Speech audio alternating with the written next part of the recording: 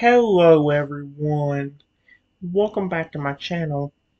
For today guys, I'm finally going to do part 19 to my CoPilot chatbot series.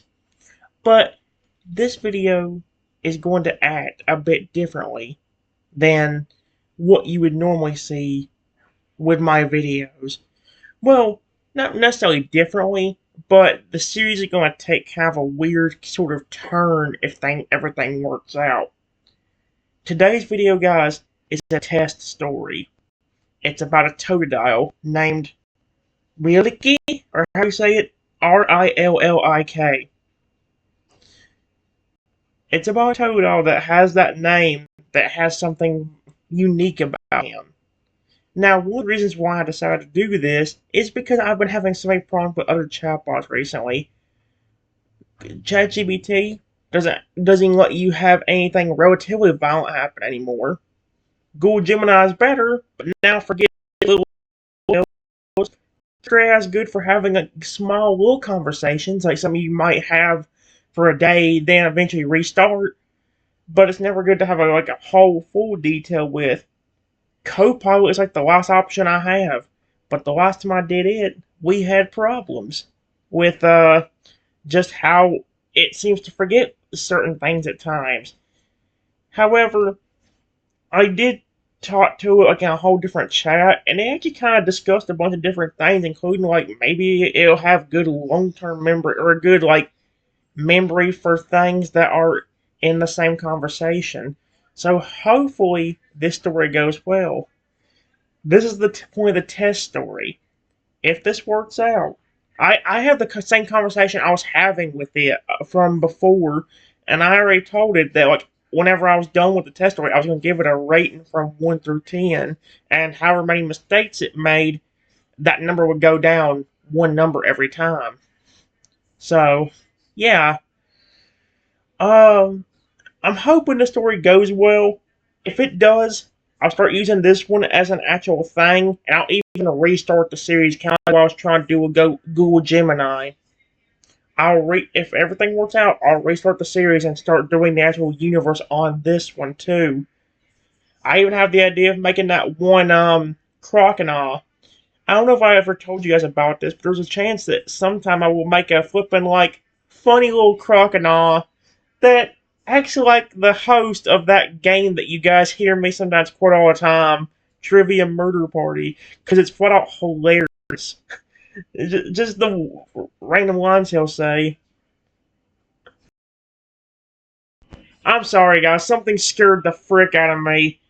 Because sometimes a certain person in my family will, because they don't like being seen on camera, they'll flip and come up to the kitchen door that you can kind of see in the corner right there, and will knock on it, and I always had this weird thing like somebody was watching me, so I had to stop it for a minute, and that's why I got scared at the very end.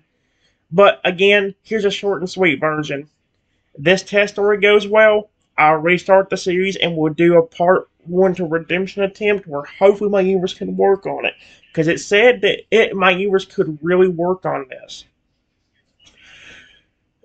But it does say it still says it can't get very graphic with the stuff that happens, but little things that happen can happen. So you can't go I guess unless in detail about a certain very bad scene happening or anything like that.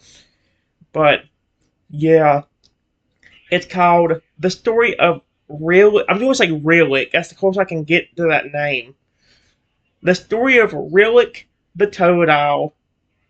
And it says, a Totodile born with a strange gift. I think one of the best ones I had with this one was just the fact that they always put in the little, kind of, title for the beginning of things. Not like the Story of Rillik, not that. I'm talking about the little, subtitles where, it gives a little detail what's about to go through, or about what's happening. They don't bother me in some way, but in some way it does. I'm just hoping it works with the story. Here's what it says about him. This Totodile's name is Rillik, and from the moment he hatched, everyone knew something was different about him. While most Totodile hatchlings chirped and snapped playfully, Rillick emerged from his egg surrounded by a faint spiraling current of water, almost like a tiny whirlpool that followed him wherever he went.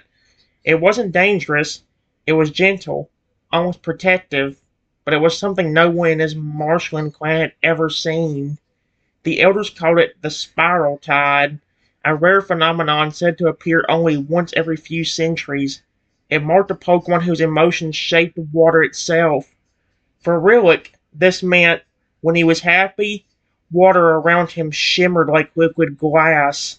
When he was nervous, droplets floated in the air like tiny bubbles. When he was angry, the ground beneath him dampened as if rain had fallen. And when he was scared, the spiral tide wrapped around him like a shield. This ability made him both admired and feared. Yep, and here's a little nerd subtitle. A childhood of curiosity and trouble. Rillick wasn't aggressive by nature. He was curious, almost too curious for his own good. He wandered further than any Totodile his age, exploring abandoned docks, forgotten fishing shacks, and deep marsh tunnels. He collected strange objects, broken glass bottles, shiny metal scraps, driftwood shaped like claws. He kept them all in a hidden den he carved out beneath a fallen tree. But his curiosity had a cost. One day, while exploring a human campsite, he accidentally triggered a trap meant for wild predators. It didn't hurt him badly, but it terrified him, and the spiral tide reacted violently. Water burst outward in a sudden wave, flooding the campsite and washing away everything in sight. Holy shoot! The humans blamed him. They chased him from the marsh with nets and sticks, shouting, throwing things, and calling him a monster. Rillick wasn't physically hurt, but something inside him changed. He learned that humans could be cruel. I mean, that's way too flippin' real anyway. He learned that his power frightened others, and he learned to hide. Oh boy. The Wonder of the Marsh. As he grew, Rillick became a quiet, solitary figure. He wasn't mean, just cautious. He watched other Pokemon from a distance. He helped them secretly, leaving food for the weak or guiding lost Pokemon back to their families, but he never let them see him. He didn't want anyone to fear him again. Over time, rumors spread. Some said a blue ghost protected the marsh. Others said a water spirit lived in the fog. A few whispered about a Totodile with swirling water eyes. Oh dear. Rillick didn't correct them. He liked being a myth. It meant no one could hurt him, and no one could be hurt by him. Oh boy. The unique mark that set him apart. Rillick had one physical trait no other Totodile possessed. A glowing spiral-shaped marking on his chest. Isn't that it kind of said something like that a while ago, didn't it? What the fucking thing? Faint during the day, but bright blue at night, pulsing like a heartbeat. It wasn't a scar. It wasn't paint. It was part of him. The source of the spiral tide. Okay, well, there's my answer. When he touched water with his claws, the marking glowed brighter, and the water responded like it was alive. Some nights he practiced shaping water into forms. A serpent, a shield, a floating sphere, a wave that curled like a dragon's tail. Okay, that sounds kind of dope. He never used these abilities to harm. He used them to feel and control something. Anything in a world that once made him feel powerless. Oh boy. The night everything changed. One evening, while wandering near the edge of the marsh, Rillick sensed something unusual. Not danger, not another Pokemon, not a human hunter. Something different. A presence he couldn't explain. A feeling that tugged at him like a current pulling him forward. The spiral tide around him stirred, swirling gently as if urging him onward. He followed the sensation through reeds and shallow water, stepping carefully, quietly, until he reached a clearing illuminated by moonlight.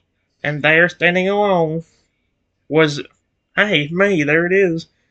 Rillick froze. His eyes widened. The spiral tide slowed into a soft, shimmering halo around his feet.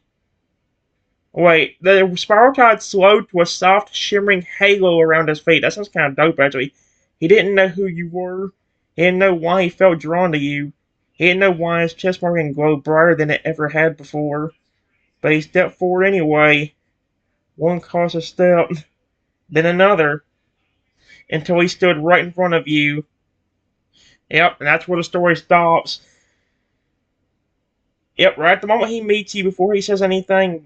Like I said, this is the part. This is the one only thing that kind of breaks the immersion in itself. It's like when you get immersed in a story, then it does stuff like this. And most chatbots suffer from this, where they'll sit there and be like, "Okay, now that he's there in front of you, what do you want to do?" Instead of like stopping there and being like, "That's where he stops." Oh no, I see the camera freezing. Don't tell me I'm gonna need to make an episode 2.